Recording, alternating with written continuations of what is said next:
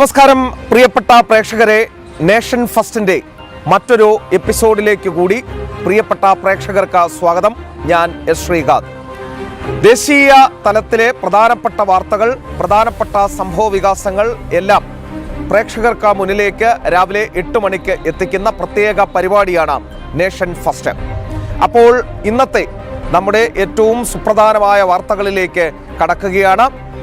ഇന്ന് സംഭവിക്കാൻ സാധ്യതയുള്ള വാർത്തകൾ അടക്കം നമ്മൾ ഈ എപ്പിസോഡിൽ നൽകുകയും ചെയ്യും. ആദ്യത്തേത് രാജ്യസഭാ തെരഞ്ഞെടുപ്പുമായി ബന്ധപ്പെട്ടാണ്.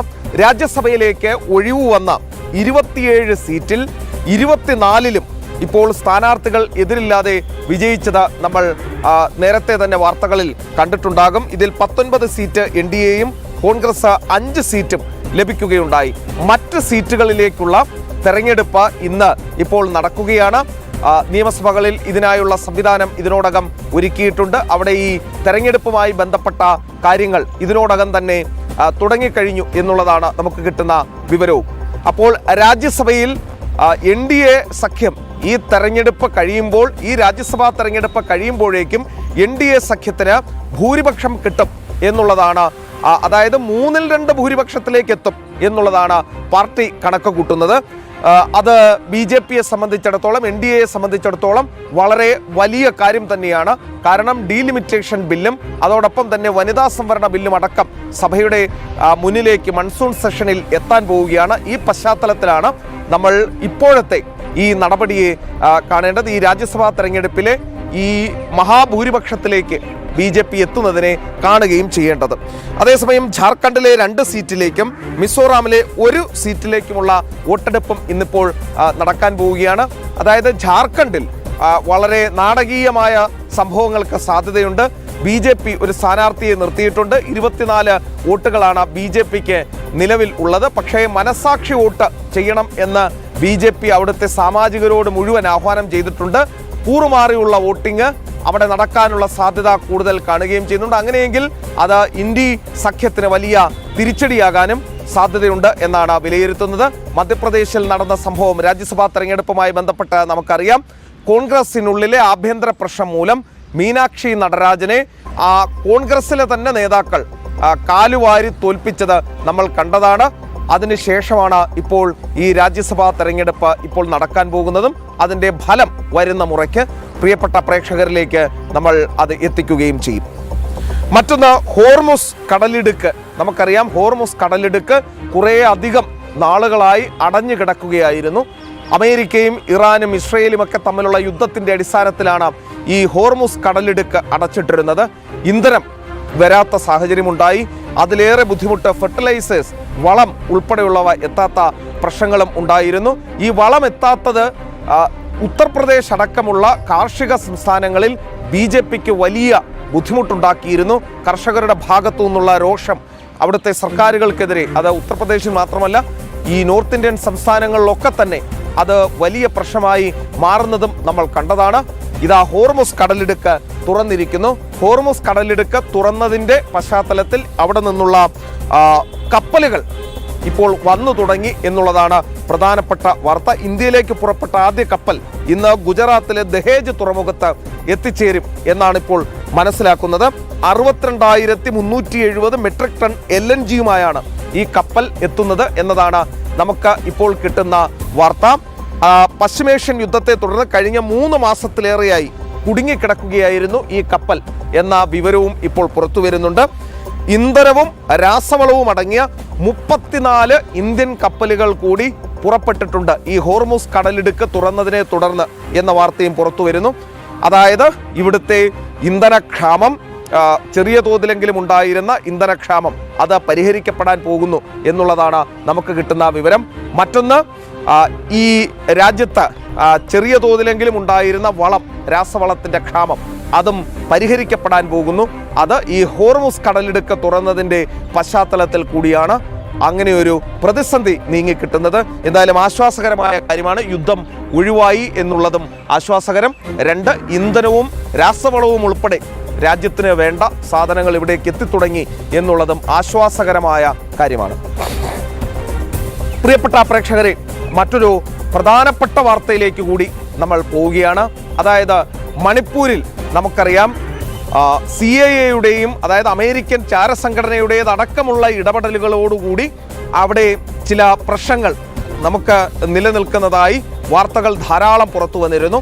ആ വാർത്തകളിലൊക്കെ തന്നെ പറഞ്ഞിരുന്ന കാര്യം അവിടെ വിദേശ ചാരസംഘടനകൾ ഇടപെട്ട് രാജ്യത്ത് വിഘടനവാദം ഉണ്ടാക്കുന്നതിന് വേണ്ടി ശ്രമം നടത്തുന്നു എന്നുള്ള വാർത്തകൾ പുറത്തു വരികയും അവിടെ നിന്നും ഒരു അമേരിക്കൻ സൈന്യവുമായി ബന്ധപ്പെട്ട ചാരസംഘടനയുമായി ബന്ധപ്പെട്ട ഒരു ഉദ്യോഗസ്ഥനെ അറസ്റ്റ് ചെയ്യുകയും കുറേയധികം യുക്രൈൻ സ്വദേശികളെ അറസ്റ്റ് ചെയ്യുകയും ഒക്കെ തന്നെ ചെയ്തിരുന്നു. അപ്പോൾ ഈ പശ്ചാത്തലത്തിലാണ് ഇപ്പോൾ മണിപ്പൂരിൽ നിന്ന് വരുന്ന വാർത്ത വളരെ ശ്രദ്ധിക്കപ്പെടുന്നത്. അതായത് മണിപ്പൂരിൽ വിഘടനവാദം അമർച്ച ചെയ്യാൻ കേന്ദ്ര സർക്കാർ നടപടികൾ ആരംഭിച്ചു എന്നുള്ളതാണ് പുറത്തു വരുന്ന ഏറ്റവും പ്രധാനപ്പെട്ട വാർത്ത. ഇന്ത്യൻ സൈന്യം, Assam rifles, CRPF, Manipur police, para കമാൻഡോകൾ എന്നിവ ഉൾപ്പെട്ട സംയുക്ത സുരക്ഷാ സേന ഉക്രൂൽ, ചുരാചന്ദ്പൂർ, കാങ്പോക്കി, ഇംഫാൽ വെസ്റ്റ് ജില്ലയിലെ വിവിധ ഭാഗങ്ങൾ എന്നിവിടങ്ങളിൽ വ്യാപകമായ തിരച്ചിൽ ആരംഭിച്ചു എന്നുള്ളതാണ് നമുക്ക് കിട്ടുന്ന വിവരം. അതായത് മണിപ്പൂരിലെ തീവ്രവാദ ശൃംഖല തകർക്കുകയും സംസ്ഥാനത്ത് സ്ഥിരത പുനഃസ്ഥാപിക്കുകയുമാണ് ലക്ഷ്യം എന്നുള്ളതാണ് പുറത്തുവരുന്ന ഏറ്റവും പ്രധാനപ്പെട്ട കാര്യം. ഓപ്പറേഷനിടെ സസ്പെൻഷൻ ഓഫ് ഓപ്പറേഷൻസ് കരാറിന് പുറത്തുള്ള യുണൈറ്റഡ് കുക്കി നാഷണൽ ആർമി എന്ന സംഘടനയിലെ 5 ആയുധധാരികളെ സുരക്ഷാ സേന വെടിവെപ്പിന് ശേഷം വധിച്ചതായി റിപ്പോർട്ടുകൾ പുറത്തുവരികയും ചെയ്യുന്നുണ്ട്. ഏറ്റുമുട്ടലിൽ 7 പേർക്ക് പരിക്കേറ്റിട്ടുണ്ട്. 52 ബങ്കറുകൾ, ഈ ഭീകരരുടെ വിഘടനവാദികളുടെ 52 ബങ്കറുകൾ തകർക്കുകയും ചെയ്തിട്ടുണ്ട് നമ്മുടെ സുരക്ഷാ സേന എന്ന വാർത്തകൾ കൂടി ഇപ്പോൾ പുറത്തു വരുന്നു. അതായത് മണിപ്പൂരിൽ ഈ വിഘടനവാദം കൊടുമ്പിരി കൊണ്ടിരിക്കുകയായിരുന്നു. ഈ രാജ്യത്തിന് തന്നെ വെല്ലുവിളിയായിരുന്നു. അവിടെ ഇപ്പോൾ ഇന്ത്യൻ ആർമിയും അസം റൈഫിൾസും CRPF-ഉം ചേർന്ന് അത് അടിച്ചമർത്താനുള്ള നീക്കങ്ങൾ ഇപ്പോൾ തുടങ്ങിയിരിക്കുന്നു. മാത്രമല്ല അതിൽ എടുത്തു പറയേണ്ട ഒരു കാര്യം, കശ്മീരിലടക്കം ഇത്തരത്തിൽ ഇതിനേക്കാൾ വലിയ വിഘടനവാദം ഉണ്ടായ സ്ഥലമാണ്. അവിടെ എല്ലാ കാര്യങ്ങളും അടിച്ചമർത്താൻ അറിയാവുന്ന കേന്ദ്ര സർക്കാരും കേന്ദ്ര ആഭ്യന്തരമന്ത്രിയുമുള്ള നാടാണ് ഇത്. അവരുടെ നേതൃത്വത്തിലാണ് ഇപ്പോൾ മണിപ്പൂരിലും ഈ വിഘടനവാദികളെ അടിച്ചമർത്താൻ ഒരുങ്ങുന്നത്. ഇപ്പോൾ ഒരു കാര്യം മനസ്സിലാക്കേണ്ടത്, വളരെ കാലമായി, വളരെ നാളുകളായി കശ്മീരിലേതുപോലെ വിഘടനവാദം നിലനിൽക്കുന്ന, കുക്കി മെയ്തൈ ഈ ഭീകരത നിലനിൽക്കുന്ന ഒരു സ്ഥലമാണ് മണിപ്പൂർ. അവിടെയാണ് ഇപ്പോൾ അടിച്ചമർത്തൽ നടപടികളുമായി സൈന്യം ഇറങ്ങിയിരിക്കുന്നത്. അവിടെ ശാന്തി പുലരും എന്ന് നമുക്ക് കരുതുകയും ചെയ്യാം. കേന്ദ്ര സർക്കാരിന്റെ കർശനമായ ഇടപെടൽ ആ സ്ഥലത്ത് ഉണ്ടായി എന്നുള്ളത് ആശ്വാസകരമായ കാര്യമാണ്. പ്രിയപ്പെട്ട പ്രേക്ഷകരെ, മറ്റൊരു സുപ്രധാന വാർത്തയിലേക്ക് കൂടി പോവുകയാണ്. നമുക്കറിയാം, ഓപ്പറേഷൻ ടൈഗർ, ശിവസേനയുമായി ബന്ധപ്പെട്ട് ഒരു ഓപ്പറേഷൻ ടൈഗർ എന്ന ഒരു പ്രൊജക്റ്റ് നീങ്ങുന്നു എന്നുള്ളത് നമ്മൾ കുറച്ച് ദിവസങ്ങളായി വാർത്ത കേൾക്കുന്നുണ്ട്. മൺസൂൺ സെഷൻ തുടങ്ങുന്നതിന് മുൻപ് NDA-യുടെ ഈ ഒരു അംഗബലം സഭയിൽ കൂട്ടുന്നതിന് വേണ്ടിയുള്ള ചില നീക്കങ്ങൾ പൊളിറ്റിക്കലി നടക്കുന്നുണ്ട്, രാഷ്ട്രീയമായ നീക്കങ്ങൾ നടക്കുന്നുണ്ട് എന്ന വാർത്ത നമ്മൾ കുറച്ച് ദിവസങ്ങളായി കേൾക്കുന്നുണ്ട്. അതിലേറ്റവും പ്രധാനപ്പെട്ടതാണ് ശിവസേന ഉദ്ധവ് വിഭാഗത്തിൽ 9 MP-മാരിൽ 6 പേർ NDA പക്ഷത്തേക്ക് വരുന്നു. BJP-യിലേക്ക്, NDA പക്ഷത്തേക്ക് ശിവസേന ഷിൻഡെ വിഭാഗത്തിലേക്ക് പോകുന്നു എന്നുള്ള വാർത്ത.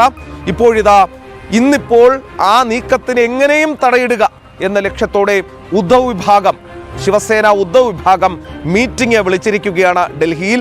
ഈ മീറ്റിംഗിന്റെ ഏറ്റവും പ്രധാനപ്പെട്ട ഉദ്ദേശം എന്ന് പറയുന്നത് ഈ MP-മാർ പോകുന്നത് എന്ത് വില കൊടുത്തും തടയുക എന്നുള്ളതാണ്. 4 MP-മാർ ഇതിനോടകം തന്നെ ഈ മീറ്റിംഗിൽ ഹാജരാകുമോ ഇല്ലയോ എന്നുള്ള കാര്യത്തിൽ ഇതുവരെയും ഒരു ഉറപ്പ് പറഞ്ഞിട്ടില്ല എന്നുള്ളതാണ് കിട്ടുന്ന വിവരം. അതുമാത്രമല്ല, 2 പേർ ഇതിൽ പങ്കെടുക്കുമോ ഇല്ലയോ എന്നുള്ള കാര്യത്തിൽ, പങ്കെടുക്കുമെന്ന് നേരത്തെ അറിയിച്ചെങ്കിലും ഇന്നിപ്പോൾ പങ്കെടുക്കില്ല എന്നുള്ള കാര്യത്തിലേക്ക് കാര്യങ്ങൾ എത്തുന്നു എന്നുള്ള വിവരം കൂടി ഇപ്പോൾ പുറത്തു വരുന്നത്. അതായത് 9-ൽ 6 പേർ ഇന്നത്തെ യോഗത്തിൽ പങ്കെടുക്കാൻ സാധ്യതയില്ല എന്നാണ് പറയുന്നത്. അങ്ങനെയെങ്കിൽ ശിവസേന ഉദ്ധവ് വിഭാഗത്തെ സംബന്ധിച്ചിടത്തോളം കനത്ത തിരിച്ചടിയാണ്. ഈ MP-മാർക്കെതിരെ നടപടി ഉണ്ടാകും എന്ന കാര്യങ്ങളൊക്കെ തന്നെ സഞ്ജയ് റൌത്തിനെ പോലെയുള്ള നേതാക്കൾ പറയുന്നുണ്ട്. പക്ഷേ ഈ MP-മാർ അതൊന്നും മുഖവിലക്കെടുത്തിട്ടില്ല എന്നുള്ളതാണ് വസ്തുത. അപ്പോൾ ഇന്നത്തെ മീറ്റിംഗ് ശിവസേന ഉദ്ധവ് വിഭാഗത്തെ സംബന്ധിച്ചിടത്തോളം ഏറ്റവും സുപ്രധാനമാണ്. ഈ മീറ്റിംഗിൽ എന്താകും സംഭവിക്കുക, MP-മാർ പങ്കെടുക്കുമോ അവർ വിട്ടുനിൽക്കുമോ എന്നതിനനുസരിച്ചിരിക്കും ശിവസേനയുടെ ഭാവി. പ്രിയപ്പെട്ട പ്രേക്ഷകരെ, നമുക്കറിയാം ബാലാസാഹേബ് താക്കറെ രൂപം നൽകിയ ശിവസേന ഈ രാജ്യത്തിൻ്റെ അഖണ്ഡതയ്ക്കും ഈ രാജ്യത്തിൻ്റെ മുന്നോട്ടുള്ള ക്ഷേമത്തിനും ഒക്കെ തന്നെ പ്രാധാന്യം നൽകി പ്രവർത്തിച്ചിരുന്ന സംഘടനയാണ്. ഹിന്ദുത്വത്തിൽ ഊന്നിയുള്ള പ്രവർത്തനം കാഴ്ചവെച്ച സംഘടനയാണ്. പക്ഷേ അധികാരക്കൊതിമൂത്ത അദ്ദേഹത്തിൻ്റെ മകൻ ഉദ്ധവ് താക്കറെ BJPയെ പിന്നിൽ നിന്നും കുത്തി ഇന്ത്യ സഖ്യത്തിലേക്ക് പോയതിനു ശേഷം ഈ നിമിഷം വരെ ആ സംഘടനയ്ക്ക്, ആ പാർട്ടിക്ക് ഒരു ഉയർത്തെഴുന്നേൽപ്പുണ്ടായിട്ടില്ല എന്നുള്ളതാണ് വസ്തുത. നമുക്ക് കിട്ടുന്ന വിവരങ്ങൾ ശരിയാണെങ്കിൽ സഞ്ജയ് റൌത്തിൻ്റെ നേതൃത്വത്തിൽ കോൺഗ്രസിൻ്റെ അനുഗ്രഹാശിസ്സുകളോടെ ഒരു പദ്ധതി അരങ്ങേറുന്നുണ്ട്. അതായത് ശിവസേന ഉദ്ധവ് വിഭാഗത്തെ കോൺഗ്രസിൽ ലയിപ്പിക്കുക. NCP ശരത് പവാർ വിഭാഗം ലയിക്കാൻ ഒരുങ്ങുന്നു എന്ന വാർത്ത വരുന്നു. ഒപ്പം ശിവസേന ഉദ്ധവ് വിഭാഗത്തെ കൂടി കോൺഗ്രസിൽ ലയിപ്പിക്കുക എന്നുള്ളതാണ് സഞ്ജയ് റൌത്തിൻ്റെ ഏറ്റവും പ്രധാനപ്പെട്ട ലക്ഷ്യം എന്നുള്ളതാണ് പുറത്തു വരുന്ന വിവരം. അപ്പോൾ ശിവസേനയെ ദൈവം രക്ഷിക്കട്ടെ എന്ന് മാത്രമേ ഈ ഘട്ടത്തിൽ പറയാനുള്ളൂ. പ്രിയപ്പെട്ട പ്രേക്ഷകരെ, അപ്പോൾ ഇന്നലെ നമ്മൾ ഈ നേഷൻ ഫസ്റ്റ് അവതരിപ്പിക്കുന്നതിനിടയിൽ ഒരു മെസ്സേജ് യൂട്യൂബിൽ കണ്ടതാണ്. ആ മെസ്സേജിൽ പറയുന്നത് കേന്ദ്ര സർക്കാർ ഒരുപാട് വികസന പദ്ധതികൾ നടപ്പാക്കുന്നുണ്ട്.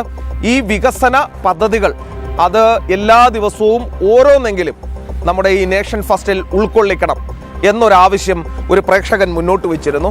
അപ്പോൾ നമ്മൾ ആ അഭ്യർത്ഥന ചെവിക്കൊള്ളുകയാണ്. ഇനി മുതൽ, അതായത് ഇന്നു മുതൽ കേന്ദ്ര സർക്കാരിൻ്റെ വികസന പദ്ധതികളിൽ ചിലത് അത് എല്ലാ ദിവസവും മുടങ്ങാതെ നമ്മുടെ നേഷൻ ഫസ്റ്റിൽ ഉൾക്കൊള്ളിക്കാൻ തീരുമാനിച്ചിട്ടുണ്ട്. ഇന്നു മുതൽ അതിൽ കൂടുതൽ സ്പെഷ്യലൈസ് ചെയ്യുകയാണ് നമ്മൾ. ഇന്ന് വികസന പദ്ധതികളുമായി ബന്ധപ്പെട്ട് കേന്ദ്ര സർക്കാരിൻ്റെ മറ്റ് പദ്ധതികളുമായി ബന്ധപ്പെട്ട കാര്യങ്ങളൊക്കെ തന്നെ പ്രിയപ്പെട്ട പ്രേക്ഷകരിലേക്ക് എത്തിക്കും. ഇന്നിപ്പോൾ നമ്മൾ നൽകാൻ പോകുന്നത് തൊഴിലുമായി ബന്ധപ്പെട്ട സർക്കാരിൻ്റെ ഒരു പദ്ധതിയെക്കുറിച്ചുള്ള വാർത്തയാണ്. രാജ്യത്ത് തൊഴിലവസരങ്ങൾ വർദ്ധിപ്പിക്കുന്നതിനായി കേന്ദ്ര സർക്കാർ നടപ്പിലാക്കുന്ന പ്രധാനമന്ത്രിയുടെ വികസിത് ഭാരത് തൊഴിൽ പദ്ധതിയുടെ ഭാഗമായി 2400 കോടി രൂപയുടെ ആനുകൂല്യങ്ങൾ വിതരണം ചെയ്യും എന്നതാണ് നമുക്ക് കിട്ടുന്ന പ്രധാനപ്പെട്ട വിവരം. പ്രധാനമന്ത്രി നരേന്ദ്രമോദി നാളെ ഈ പദ്ധതിയുടെ ഉദ്ഘാടനം നിർവഹിക്കും എന്ന വാർത്ത കൂടി പുറത്തു വരുന്നുണ്ട്. പദ്ധതി ആരംഭിച്ചതിന് ശേഷം രാജ്യത്താകെ 15 ലക്ഷം തൊഴിലവസരങ്ങൾ സൃഷ്ടിക്കപ്പെട്ടതായി കണക്കുകൾ വ്യക്തമാക്കുകയും ചെയ്യുന്നു. അപ്പോൾ ആ വാർത്തയിലേക്കൊന്ന് വേഗം പോയി തിരിച്ചു വരാം. 2025 ഓഗസ്റ്റിൽ ആരംഭിച്ച പ്രധാനമന്ത്രി വികസിത് ഭാരത് തൊഴിൽ പദ്ധതിക്കായി 99,446 കോടി രൂപയാണ് കേന്ദ്ര സർക്കാർ വകയിരുത്തിയിരിക്കുന്നത്. 2 വർഷത്തിനുള്ളിൽ 3,50 ലക്ഷം തൊഴിലവസരങ്ങൾ സൃഷ്ടിക്കുകയാണ് പദ്ധതിയുടെ ലക്ഷ്യം. ഇതിൽ 1,92 ലക്ഷം പേർ ആദ്യമായി തൊഴിൽ രംഗത്തേക്ക് പ്രവേശിക്കുന്നവരായിരിക്കുമെന്നാണ് സർക്കാർ കണക്കുകൂട്ടൽ. പദ്ധതിയുടെ ഭാഗമായി ആദ്യമായി ജോലി ലഭിക്കുന്നവർക്ക് 15,000 രൂപ വരെ സഹായധനം ലഭിക്കും. കൂടുതൽ തൊഴിലവസരങ്ങൾ സൃഷ്ടിക്കുന്ന സ്ഥാപനങ്ങൾക്ക് ഓരോ അധിക ജീവനക്കാരനും പ്രതിമാസം 3,000 രൂപ വരെ പ്രോത്സാഹന ധനസഹായം നൽകും. നിർമ്മാണ മേഖലയിലെ തൊഴിലുടമകൾക്ക് 4 വർഷവും മറ്റ് മേഖലകളിലെ തൊഴിലുടമകൾക്ക് 2 വർഷവും ഈ ആനുകൂല്യം ലഭിക്കും.